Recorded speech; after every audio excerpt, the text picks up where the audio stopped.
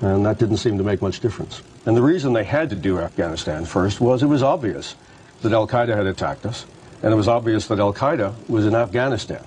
The American people wouldn't have stood by if we had done nothing on Afghanistan.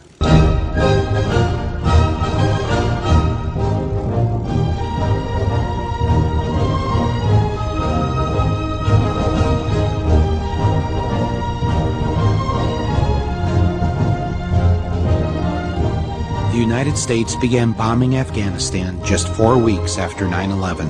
Mr. Bush said he was doing so because the Taliban government of Afghanistan had been harboring bin Laden.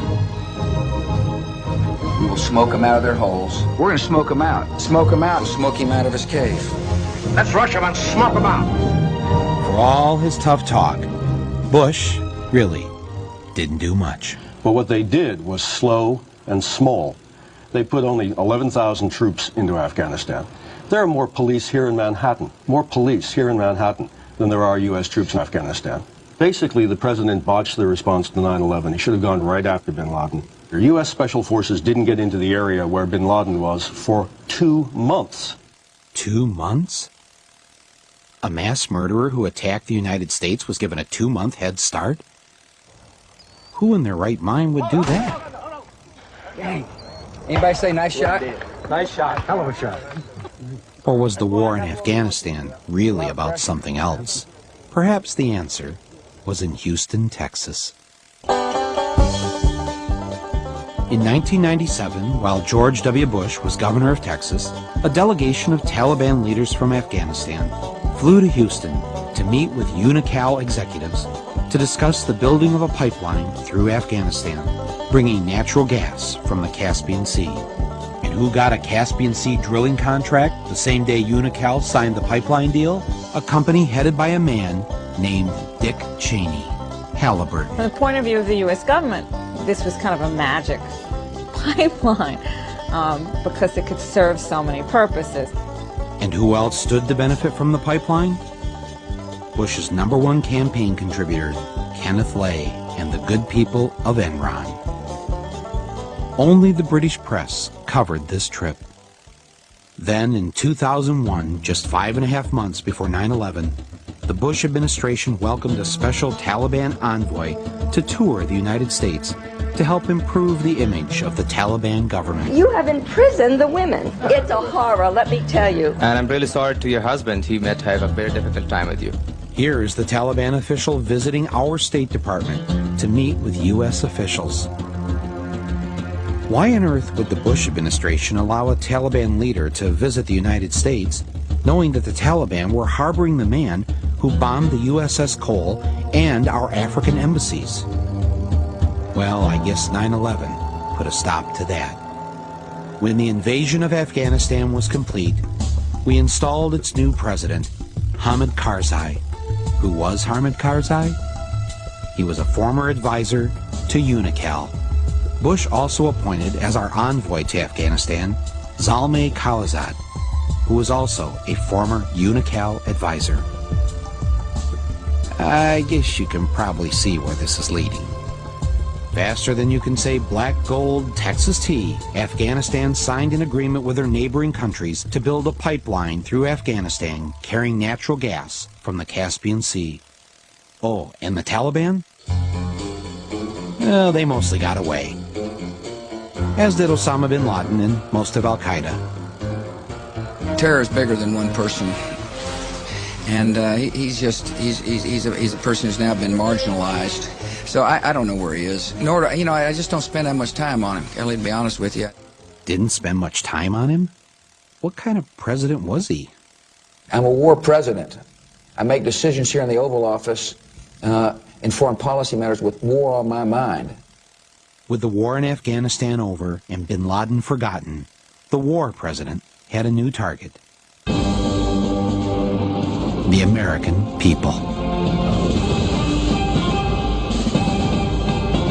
We've got an unusual terror warning from the feds to tell you about. Fox News has obtained an FBI bulletin that warns terrorists could use pen guns, just like in James Bond, filled with poison as weapons. Good evening, everyone. America is on high alert tonight, just 4 days before Christmas. A possible terror threat as bad as or worse than 9/11. But where? How?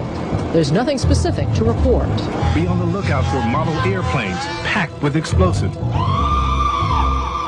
And the FBI is warning ferries may be considered particularly at risk for hijacking.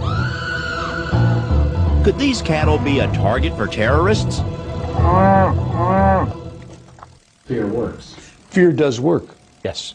You can make people do anything if they're afraid. And how do you make them afraid?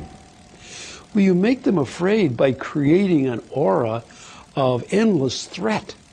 They played us like an organ. They raised the orange, and then up to red, and then they dropped it back to orange. I mean, they gave these mixed messages which were crazy-making. The world has changed after September the 11th. It's changed because we're no longer safe.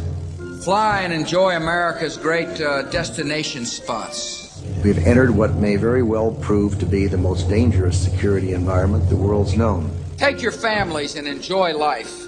Terrorists are doing everything they can to gain even deadlier means of striking us. Get down to Disney World in Florida. It's like training a dog. You tell them sit down and you tell them to roll over at the same time. Dog doesn't know what to do. Well, the American people were being treated like that. It was really very, very skillfully and ugly in what they did. We must stop the terror. I call upon all nations to do everything they can to stop these terrorist killers. Thank you. Now watch this drive.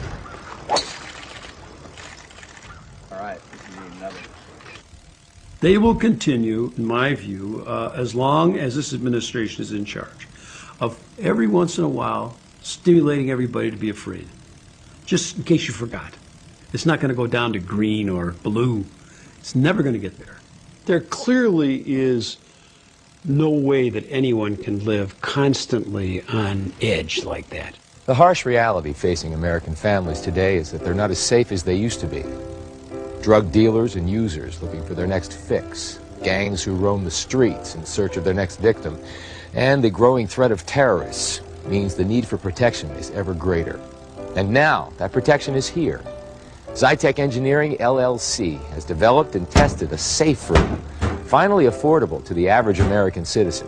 The kind of protection formerly obtainable only by the wealthy or powerful. Heck, you can be sitting in here drinking your finest Bordeaux and enjoying life while chaos is erupting outside. Every family in America should prepare itself for a terrorist attack. Now to escaping from a skyscraper. John Rivers is the CEO of the Executive Chute Corporation. Good morning to you, John. Good morning, Matt. Tell me about the product you're bringing to the market. It's a emergency escape chute. It's an option of last resort. How high do you have to be in the building for that chute to actually take effect? You only have to be on the 10th floor or above. They can put this on themselves? Right. They can put this on themselves in as easy as about 30 seconds. It's real easy to put on. Sorry. It's okay. Real easy to put on, but when you first get this chute, you're going to want to put it on and try it on a few times yourself. Jamie's having a little trouble putting that thing on, I want to mention. I mean, is this something that you honestly think in a moment of panic that someone can operate properly? Oh, yeah. Yeah, it is. This is actually, Jamie's probably never put this thing on before in her life, so it's okay. Don't worry about it. It's something that when you get it, you're going to want to put it on several times. Well, despite the raising of the terror alert level, residents here in Saginaw are continuing with their Christmas errands. Frances Stroik and her family do some last-minute holiday shopping, knowing that Al-Qaeda is planning to attack America. She says being in Saginaw doesn't make her feel any safer than if she was in New York City. Midland is close by. And I said, Detroit's not that far away. I said, they could be something, and Flint could be something, concerns for people around here. Well, you never know where they're going to hit. You never know where they're going to hit. But one potential target specifically mentioned by the terrorist has security officials baffled. It's tiny Tappahannock, Virginia, population 2016. Such an attack could generate widespread fear that even here in rural small-town America, no one is entirely safe. On the 6 o'clock news, there was something but a terrorist alert in Tappahannock. What did the FBI tell you? Well, they contacted me by phone. Basically let me know about this word Tappahannock, and that's how it started. And their so-called chatter that they pick up, they wasn't sure Tappahannock. It is a Rappahannock County. This is the Rappahannock River. There is a Rappahannock, a place called Rappahannock, and they got it mixed up. This Tappahannock, not Rappahannock. Is there any terrorist target around here? Not that we can really think of. It can happen anywhere. We have a Walmart here. We have a big spaghetti supper in here. Walmart, probably. Do you feel extra suspicious of outsiders? Oh, everybody does that. It's just something that happens. When I look at certain people, I wonder, oh my goodness, do you think they could be a terrorist? You never know what's going to happen. That's right, you never know what's going to happen. You never know what's going to happen. It's going to happen right now, you know. Never trust nobody you don't know. And even if you do know them, you really can't trust them then. From Tappahannock to Rappahannock to every town and village in America, the people were afraid. And they turned